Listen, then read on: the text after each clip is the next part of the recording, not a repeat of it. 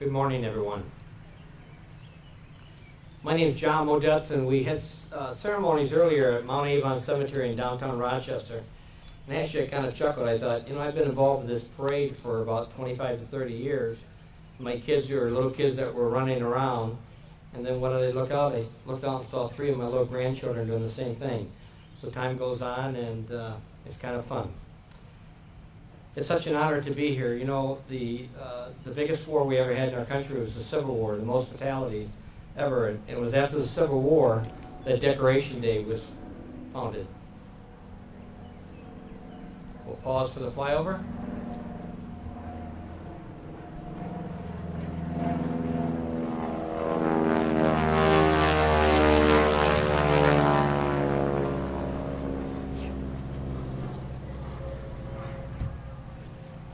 I can even remember my late father when I was growing up. I was born in '55, talking about Decoration Day, but it was in 1971 that the federal government declared Memorial Day a federal holiday. It's so nice to see so many people here. We're blessed with good weather today. We're going to start our ceremony this morning with the invocation by Father Eric Williams from St. Philip's Episcopal Church, which is on Rochester Road, just across from the Dairy Queen. I just want to associate. We may have to pause when the plane comes back over.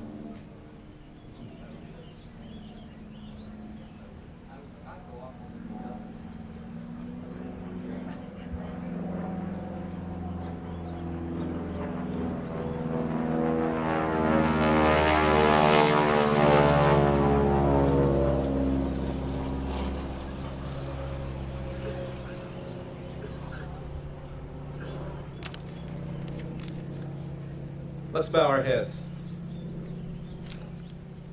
In John's Gospel, Jesus taught us that greater love has no one than this, than to lay down one's life for one's friends.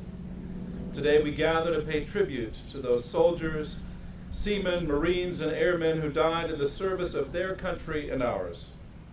On this day of remembrance, we give thanks for the love that led them forward into and through their final test. As many travel or gather with family and friends to barbecue this weekend, we also remember those men and women who now are represented by a cherished photo on a mantle, medals, and a folded flag. We think of them as they were, most so young, just kids really. They were of many ethnicities, languages, and religions, and came from all walks of life. Some were drafted into the service, many were volunteers, most were far from home. They were afraid, but they faced their fear bravely and did their duty. Their deaths and their lives were not wasted, and they are not forgotten. They shine before us as lamps that light up the darkness, and their sacrifice continues to inspire us. We pray for them today, that they rest in peace in God's loving presence. We pray for the families and loved ones they left behind,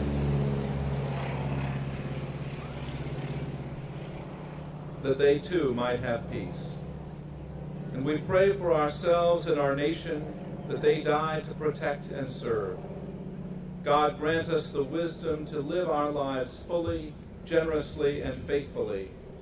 And may God bless, preserve, and protect this nation, and help us to honor their sacrifice by striving always to live up to our highest ideals of freedom and justice for all. Amen.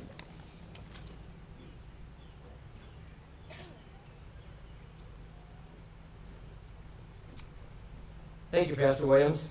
At this time, we'll give our attention over to the flagpoles for the raising of the flags by our Boy Scouts.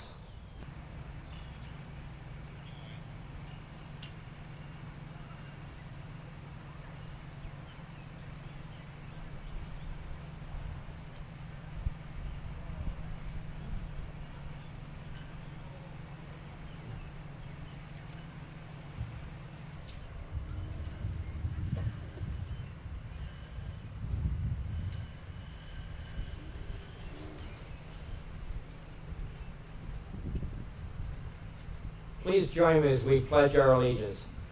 I pledge allegiance to the flag of the United States of America and to the republic for which it stands, one nation, under God, indivisible, with liberty and justice for all.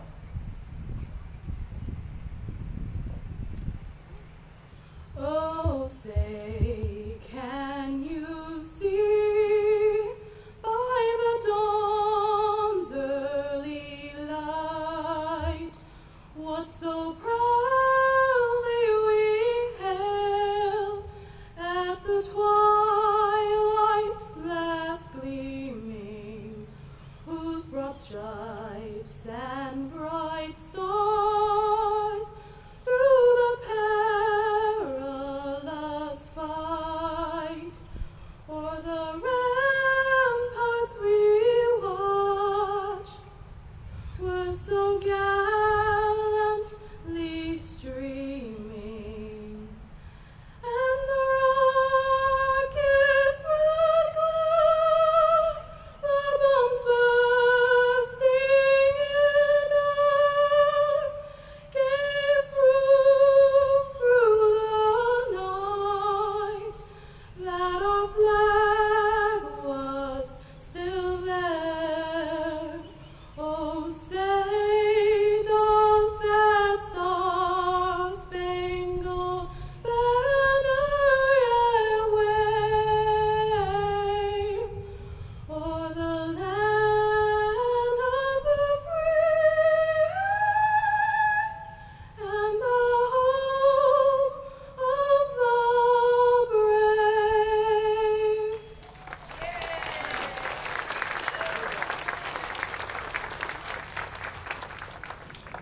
Thank you, Carly. Beautiful. Under the tutelage of Dave Urick, he will lead the Rochester High School Band in a couple of songs.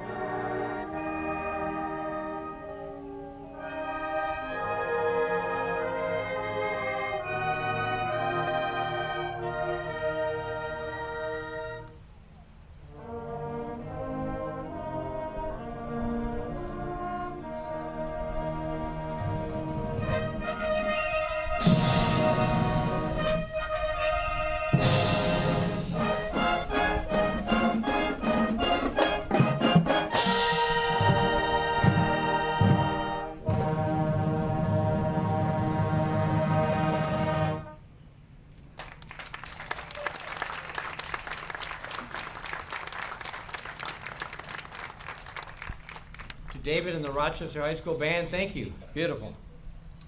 You know, we're standing right here at Veterans Point, located in the city of Rochester Hills. You probably read this in the paper not too long ago, that it was voted the 10th nicest city in America to live in. That's a pretty incredible statement.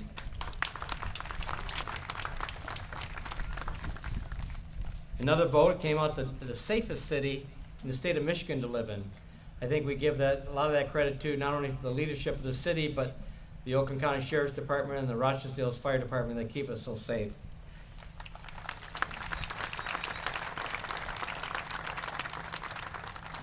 Our first speaker is a great friend of mine and the mayor of this great city, Mr. Bryan Barnett.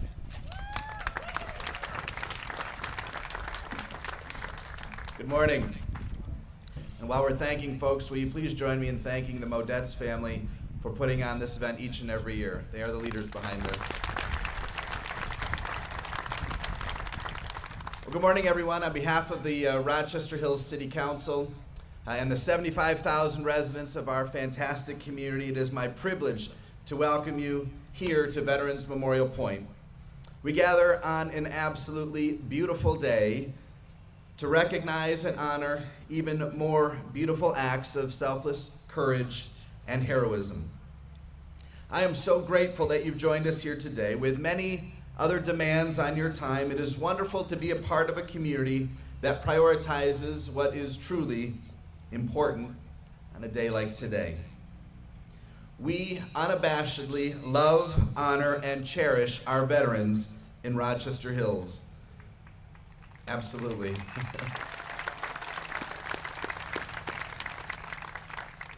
Mostly because we recognize and honor the sacrifice that they and their families have made. Setting apart, as John said, this very valuable land on a corner in the center of our city to permanently honor those who have served is testament to that respect.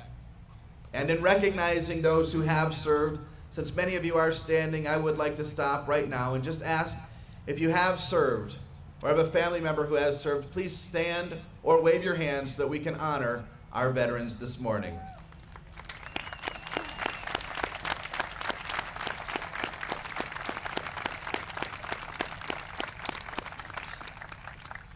And while we are honoring those who serve us, please also join me in thanking those folks that are here today and those that aren't, from the Oakland County Sheriff's Office and the Rochester Hills Fire Department, keeping us safe today. Thank you, ladies and gentlemen.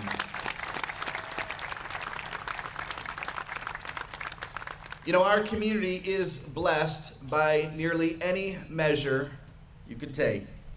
We have incredible schools teaching our youngest generation American history and the great expectations that come with being a free people.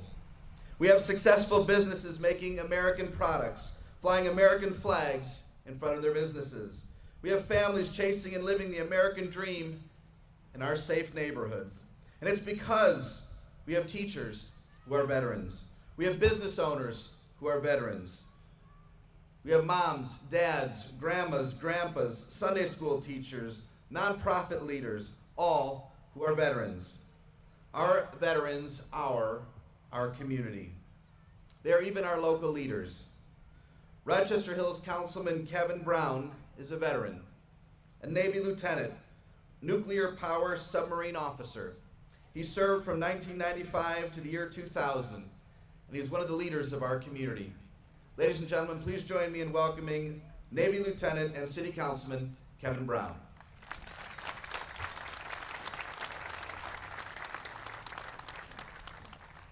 So I guess this is the one day that it's appropriate for a politician to wear a baseball hat in public, so we'll keep that going. Thank you, Mayor Barnett, for the warm introduction and the opportunity to speak today. I'd like to recognize a few of our distinguished guests. First of all, the widows and family members of those service members that have given their lives in honor of our country. Mayor Barnett, we have Representative Mike Weber in the crowd. I see Councilman Jim Kubicina and Vice President of the Council, Steph Morita here. Apologize if any of you are out in the crowd and I missed you. VFW, the American Legion that are here, the Rochester High School Falcon Marching Band, thank you very much for being out here today. Boy Boy Scout Troop 125 helping us with the flags this morning. And of course, Mr. and Mrs. Modetz for putting this ceremony on, and also the one in Rochester they attended this morning. Thank you very much. And to my wife and my 2 children that are here today, thank you very much. So I'm glad to see there are so many people here on a wonderful day. Glad we didn't try and schedule this for yesterday. And as Mayor Barnett mentioned, we're here today in Rochester Hills, Michigan, the #1 place to live in Michigan, safest city in Michigan, and as our mission statement says, a preeminent place to live, work, and raise a family. I've been honored to serve on this. Thank you. Not too many towns that people actually clap for our mission statement. That's pretty good. So I've been honored to serve on the City Council over the last 4 years and worked hard with the other council members to support Mayor Barnett and the city staff to look for innovative ways to keep Rochester Hills on the top of those lists. And although the leadership of the city has done some amazing things over the last 3 decades, none of this would have been possible without the ultimate sacrifices made by those who came before us to protect our freedoms. Over the course of this great nation's history, the Department of Veterans Affairs have classified 12 American wars, starting in the Revolution, going through the Civil War, World War I, II, Korea, Vietnam, Desert Storm, Desert Shield, and currently the global war on terror. From 1775 to today, there have been over 41 million men and women that served during wartime for our country.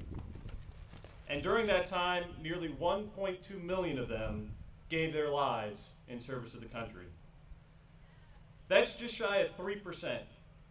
It takes a very special person and a strong love for their country to risk those odds.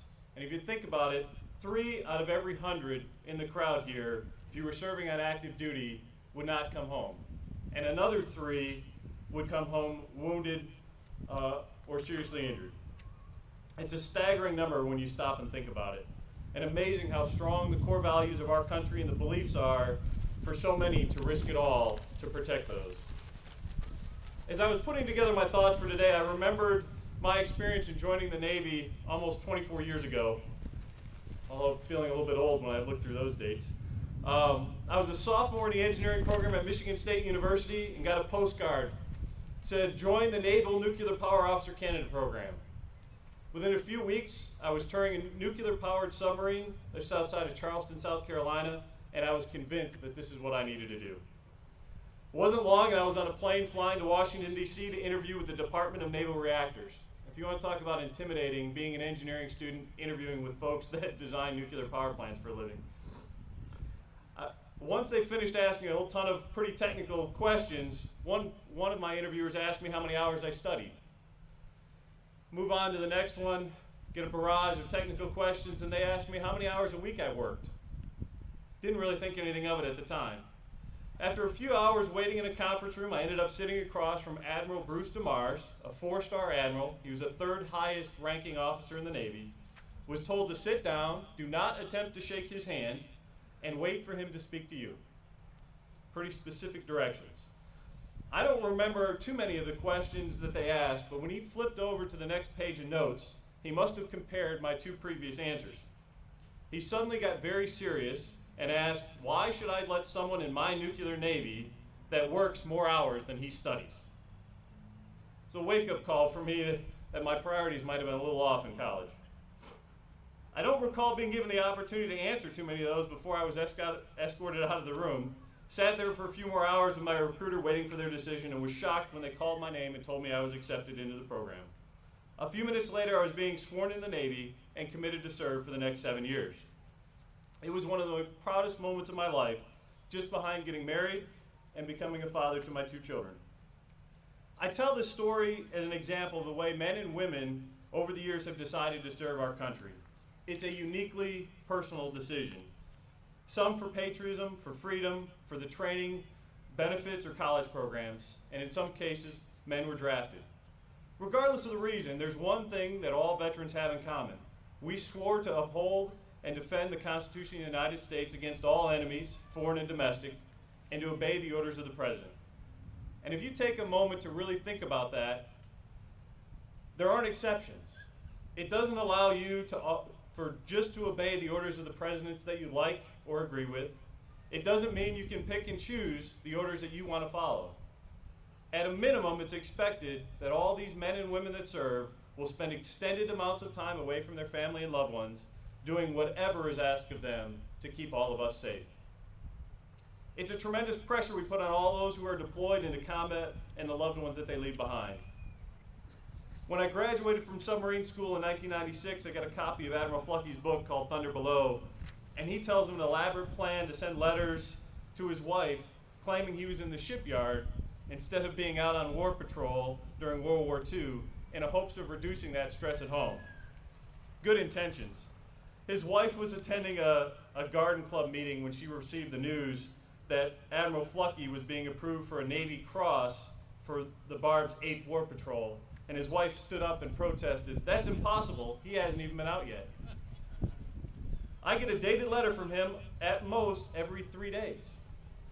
And furthermore, her friend Ann pointed out, patrol number 9 was even greater.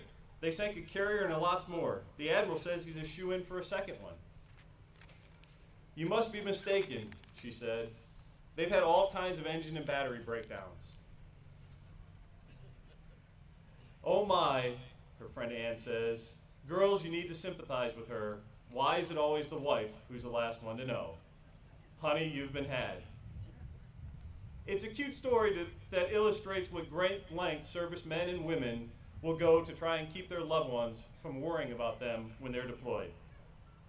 So as we kick off this summer season and enjoy our barbecues with friends and family, I ask that you just take a minute to reflect on how special it is to live in a country with such a rich tradition and history of men and women that are willing to fight for the freedoms that we all enjoy. If you've ever voted in an election, served on jury duty, if you own a gun for hunting or self-defense, if you've ever protested an injustice, wrote a letter to an editor, gone to the church or religious institution of your choice, remember that there have been 1 million strong, patriotic Americans that have given their lives so that we can enjoy those rights and freedoms every day. We owe them and the family they've left behind a debt of gratitude that we can never fully repay. Thank you for being here today. God bless Rochester Hills, and God bless the United States of America.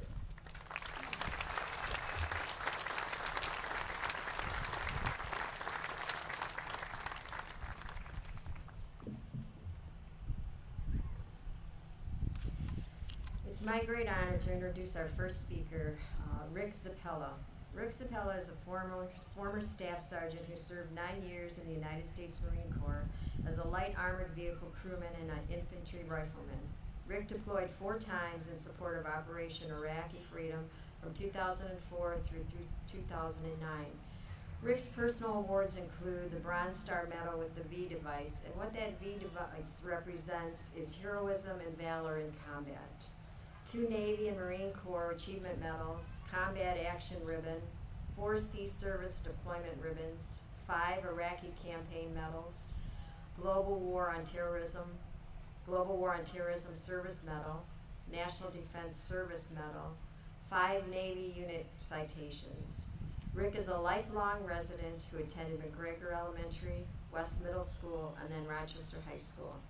He is married to Melissa Delgado, whom he met while stationed at Camp Pendleton in Southern California. Rick and Melissa have 2 children, Eric, who is 19 and currently serving in the United States Air Force, and Juliana, who is 6 years old and attends McGregor. Rick is the son of Kelly and Richard Zappella, also lifelong Rochester residents. It's my great honor to introduce Rick Zappella.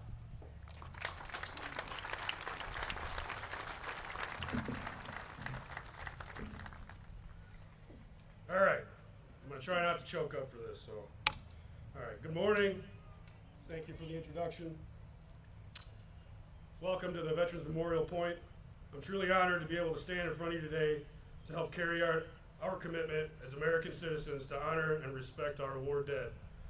Memorial Day is the day we come together to grieve, to remember, and to reflect on the lives lost defending this great country. Writing this speech has not been easy for me. I too have seen the horrors of war, and by the grace of God, was lucky enough to make it out alive.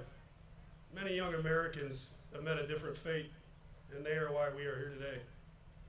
For the veterans in the crowd, I want to say thank you on behalf of all of us for putting your aspirations and dreams on hold in the prime of your life to stand and fight when our country has needed you most. Thank you.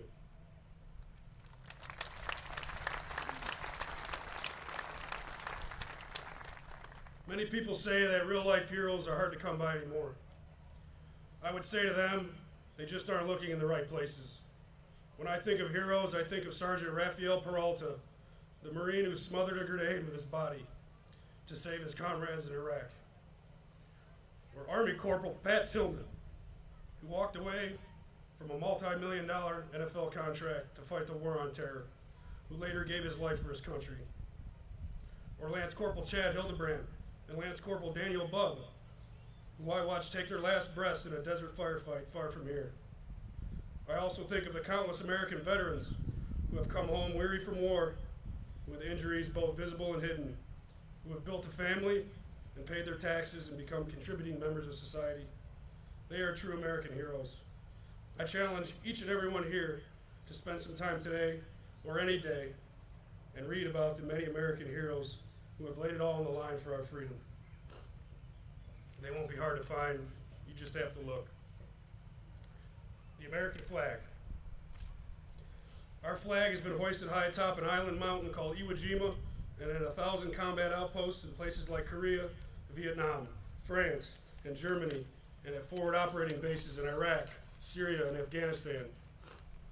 It's been worn on the arms of our soldiers, displayed in the cockpits of our fighter jets, and is waved in the breeze atop our great naval vessels. It's been held by little boys and girls as they watch Memorial Day ceremonies like the one we're having here today. It's seared on the hearts of our Gold Star families as they live out their lives with an unfillable void. And that same American flag is folded up tight with military discipline and given to the families of the fallen as they contemplate their new reality. And it flies proudly on the fronts of the homes of ordinary citizens, just proud to be a part of the greatest country on earth. Our flag stands for freedom, from Florida to Alaska and Maine to Hawaii. It's not the cloth and the stitching or the colors that make our flag the symbol that it is. It's you and me and everyone standing here that makes our flag the symbol that it is. It's the soldiers, airmen, Marines, and sailors who gave their lives to stop the advance of the Nazis, who are the fabric of the flag. It is the 18-year-old draftee who showed up in Vietnam to fight an unpopular war. He is the fabric. It is the heroes of the Doolittle Raid who flew an impossible and certain death mission to show the world that the American spirit cannot be broken. They are the fabric. It is the countless American heroes who have died with a happy heart and a wild, unbridled spirit in their eyes so their fellow Americans back home might enjoy peace. They are the fabric. Our flag represents these brave souls, and that is why we stand, not kneel, for our glorious American flag.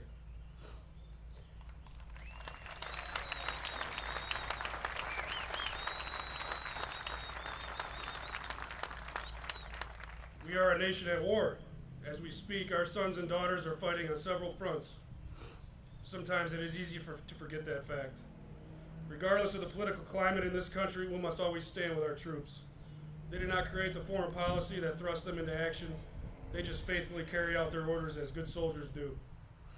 Our military men and women don't fight and die for our politicians or our government.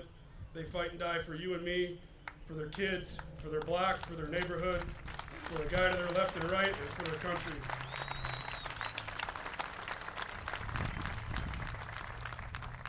We must not allow political discord to cloud our thoughts, because when a hero dies in battle, they don't die a Democrat or Republican, gay or straight, black, white, or brown. They die as an American, and we must not forget this.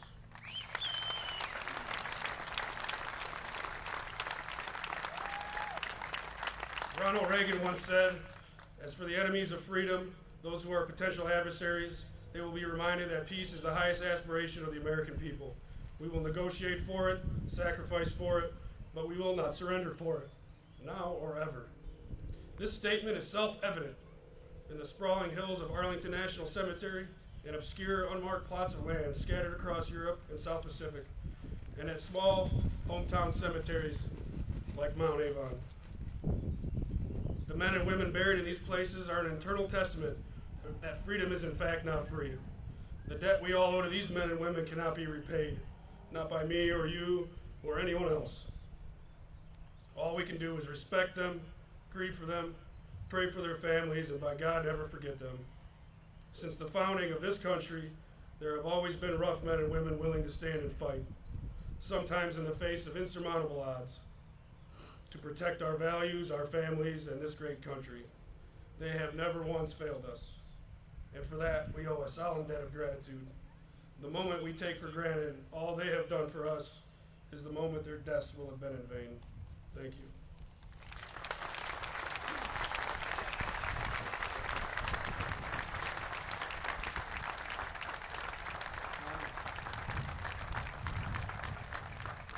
Thank you, Rick. You know, if you're ever in Rochester on the corner of 4th and Taylor, it'll be obvious which house is Rick Zappella's.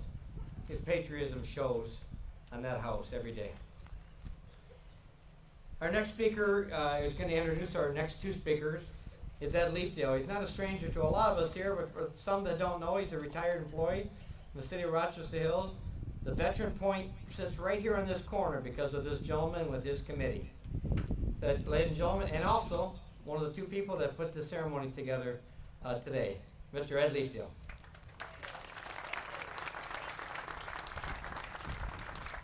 Thank you. I asked to speak just for a little moment here. I had something to do with the park, and there was 3 other guys that had a lot to do with it, and one in particular had passed here in March, and his name is Frank Bianco. Never served a day in his life. He'd done a lot for the community, but when it came to service people, Vietnam people especially, he was known to send these guys to the wall. There's a lady out here amongst you right now that he actually paid for the trip to send her to the wall as well. I would like to take a moment or two just in his respect to honor him. If you just take a moment.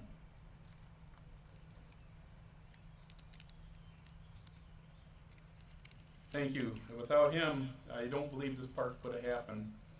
Also, I want to mention another person that's not up here on the platform, but I think she should be recognized as Terry Williams. Wonderful person. She's always been out here supporting the veterans and everything, the parade, which we didn't have this year. But I'd like her to know that we think a lot of her, and also as well as Mary Modetz and John Modetz. Without them, I don't know what it would be. Have you ever heard of the National Cemetery coin? Anybody know about that? Well, this is a little trivia. It started some time ago after the Korean War and along about the Vietnam War. Have you ever been out to the National Cemetery, say Mount Holly Cemetery, the National Cemetery there, or Washington, D.C., and maybe walked by a tombstone of a soldier and noticed that there was a coin or two on top of that headstone? Gentleman right there just nodded his head, said that he's seen it. Well, it goes like this. If you see a penny on top of a headstone of a fallen soldier, deceased soldier at Arlington or National Cemetery here at Mount Holly, or any cemetery, I guess, it tells you or the family that another person stopped by to pay respect to that individual, okay? If you see a nickel, that means that a fallen soldier went through, that nickel represents the soldier that was there, went through basic training or some type of training with that fellow that's deceased. If there's a dime on that headstone, it tells us the meaning that they had served overseas in a war zone with that particular individual. A quarter has a more significant meaning, a serious meaning, A quarter means if there's a quarter on top of that headstone, that means the person who left that quarter there had served with that particular person in a war zone and actually witnessed the killing of him or the dying of him on a battlefield. I have a father-in-law, an uncle, plus a good buddy of mine who we went through basic training together, and we served in Vietnam. He's no longer with us. Just lost him just before Christmas. We grew up together. So I never realized the significance of the coins until I found out about it. And I guess the next time I go out to Mount Holly Cemetery, I'm going to have a pocket full of change to show my respects. Side note, all the money that is collected on those tombstones is collected by the staff, and it is used for their maintenance fund. Thank you.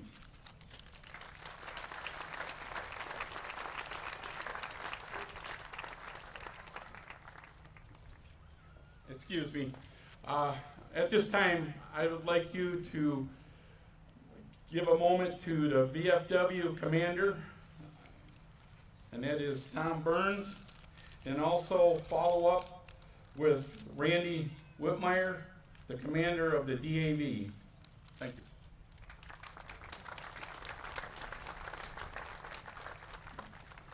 Good morning. It's been said earlier that Americans have been celebrating Memorial Day since just after the Civil War. So you can see that we've been doing this for quite some time all across the United States. Now, what can you say that hasn't been said hundreds and hundreds of times before at celebrations like this? What can you say that's new? I say to you, nothing. It's all been said. And you know what? That's a good thing, because we will keep on saying it again and again and again.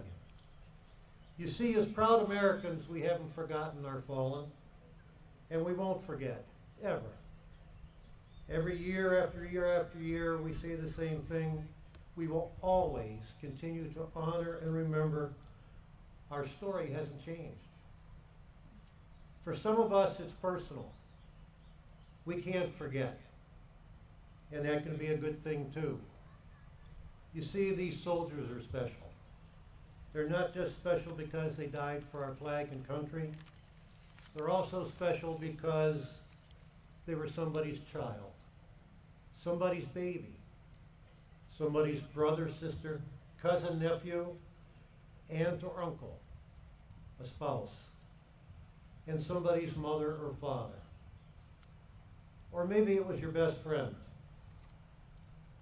So if you happen to know someone, or if you're close to someone who has lost a family member in a war or a conflict, make it personal for you too.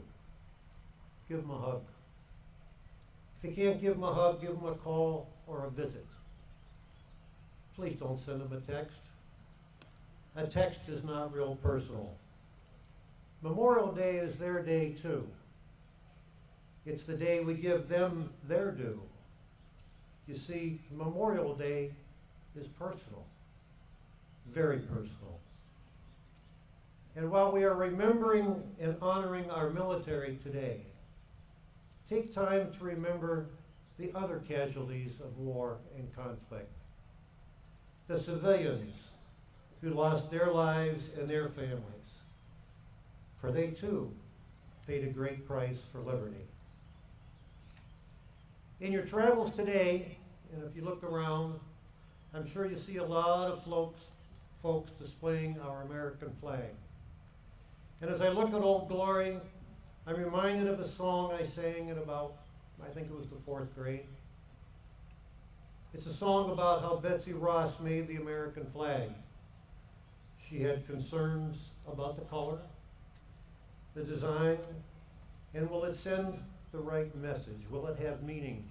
Will the soldiers like it? The 3 verses are about Betsy having a conversation with George Washington, but the 3rd verse and the refrain just keep coming back to me again and again.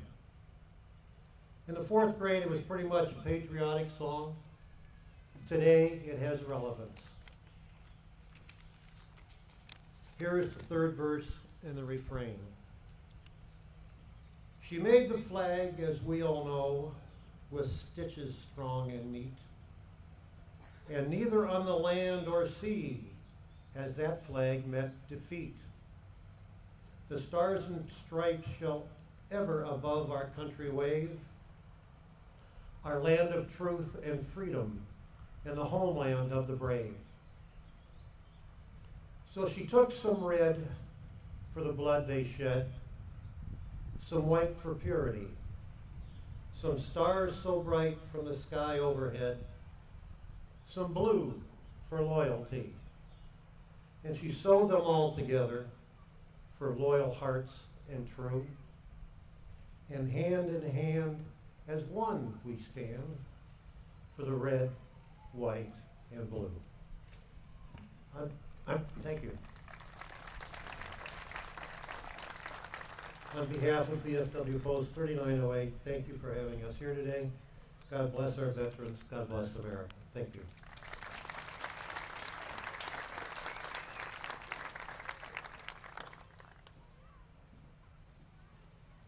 I'm Randy Whitmire.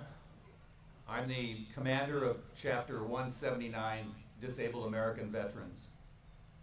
I'm so gratified to see such an outpouring of respect and tribute for those who have made the ultimate sacrifice.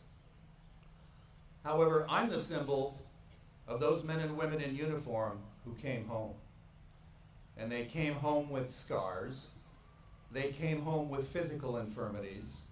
They came home with a variety of unspeakable mental anguish. And I am a symbol of that. And I want you to keep these men and women in uniform in your thoughts and prayers.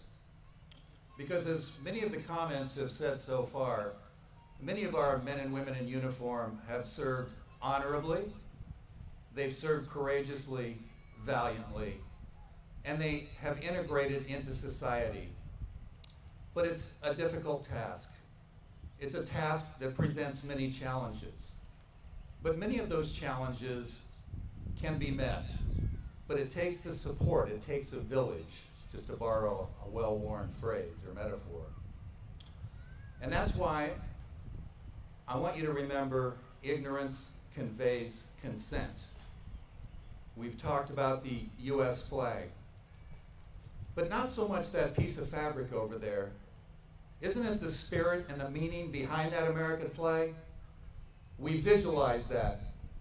We see it in our minds and our hearts. This is what keeps us going as a people, as a society, as a productive society. And I'm so honored to be here in front of all of you today. And I just would like all of you to please remember, we have 22 veterans, men and women, who take their own lives on a daily basis. It shouldn't be that way. But all of you, especially this outpouring of support today, can help turn that around by first recognizing that there is a problem, certainly making your voices heard to your elected officials and the Veterans Administration. I also represent the Michigan Air Force Association. But first and foremost, I'm a flag bearer and standard bearer for disabled American veterans everywhere, not just for Chapter 129 in Shelby Township. And again, I thank you from the bottom of my heart for your support and your presence here this afternoon. Thank you so much.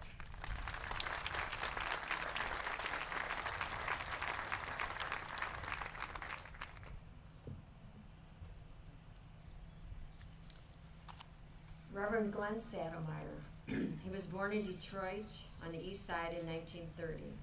He attended Peace Lutheran Elementary School Graduated from Southeastern High in 1947. He graduated from Michigan State in 1952. He was in the U.S. Navy from 1953 to 56. He attended Officer Candidate School and was an engineering officer on minesweep in Long Beach, Japan, Korea. He patrolled off Pyongyang. He was on a second minesweeper engineering officer, Long Beach, Japan, Formosa, and Hong Kong. He became a math and science teacher in San Diego, California. He attended Concordia Seminary, Springfield, Illinois, and graduated in 1962. He became a member of the National Church Board staff for 2 years and a half, Lutheran pastor at Oak Hill, New York from 64 to 72. He served as a volunteer fireman. He married Lorraine Schwab in 1966. He had a son in 1967 and triplets in 1970. He's a Lutheran pastor in Lewiston, Michigan from 72 to 2000. Retired and became assistant North Country Churches for 2 years. He was an assistant at St. John Lutheran here in Rochester for 2.5 years. He assisted at St. Peter's in Macomb for 1.5 years. Recently, he's part of the Yosemite Rochester Hills Visitation Assistant. He's also a visitation assistant at St. John Rochester. He has 4 grandchildren. He's a resident of Rochester Hills since 2002. He belongs to the American Legion and the VFW, and he attends the VFW Post 3908. It's my great privilege to introduce to you our 2017 Honoree veteran, Pastor Glen Sattermier.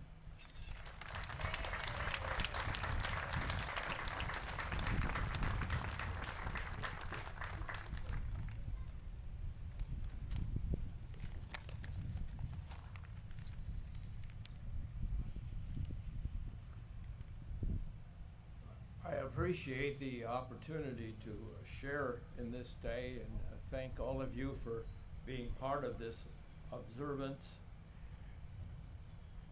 All of us share memories in a special way. One of these memories came home to me when I received a phone call during the Vietnam War.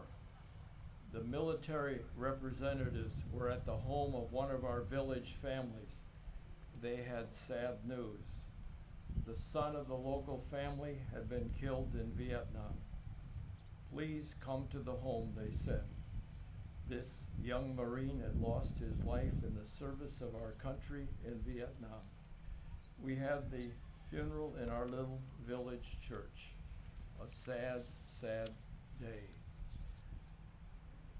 Thank you all for the opportunity you've taken to be part of this observance this day, and God bless America.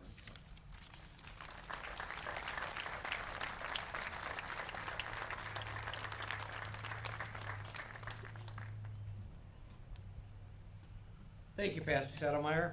At this time, if you just turn your attention once again over to the flagpoles, we're going to have the placement of the wreaths, and then the Boy Scouts will lower our flags to half-mast.